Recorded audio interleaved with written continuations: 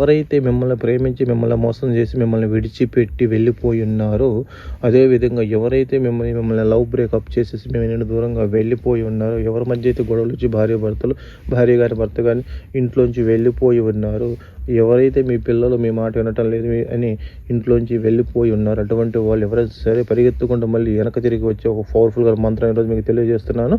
మీరు ఏం చేయవలసింది ఏంటంటే, వాళ్ళకి సంబంధించిన వస్త్రం అనేది ఒకటి మీ దగ్గర ఉండాలి.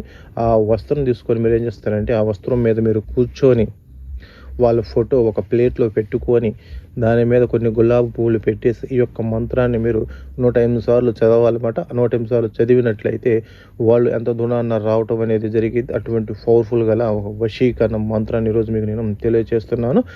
మంత్రం వచ్చేసి ఓం హ్రీం క్లీం చహ చహ బో ఫట్ ఫట్ అముకం ఆకర్షణాయ స్వాహ. ఇంకోసారి చెబుతాను.